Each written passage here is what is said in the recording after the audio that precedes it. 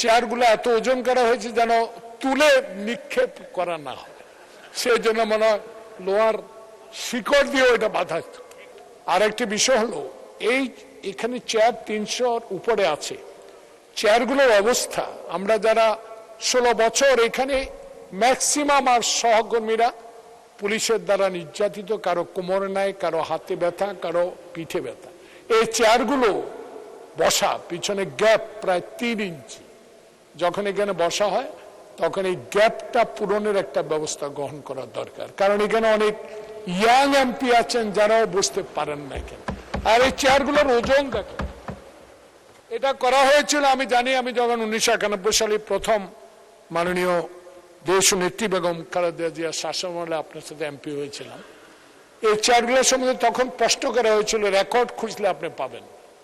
তখন এই চেয়ারগুলো এত ওজন করা হয়েছে যেন তুলে নিক্ষেপ করা না হয়, সেই জন্য মনে হয় লোহার শিকড় দিয়ে ওইটা বাধা।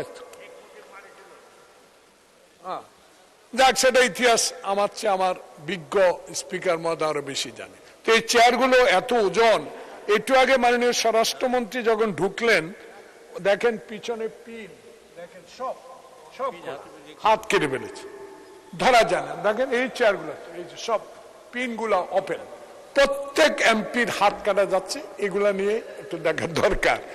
আর আরেকটা বিষয়, মাননীয় শিক্ষামন্ত্রী সংসদে আছে, একটা বিষয় বলবেন, আপনি অলরেডি 2টা বলে ফেলেছেন। আর একটা শেষ, এটা আমার বিষয় না, এটা আপনার সবার, এইখানে 350 জন সংসদ সদস্য সবার জন্য।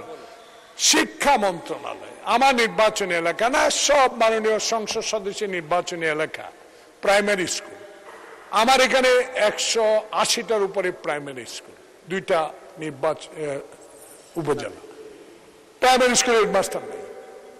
83,500 মামলা নাকি শিক্ষা মন্ত্রণালয়ের এই বিভিন্ন খাতে মামলা দিয়ে রেখেছেন, কোথাও কোনো শিক্ষক নাই, প্রধান শিক্ষক। ধন্যবাদ। দয়া করে আপনি তার থেকে এই বিষয় জেনে নেবেন।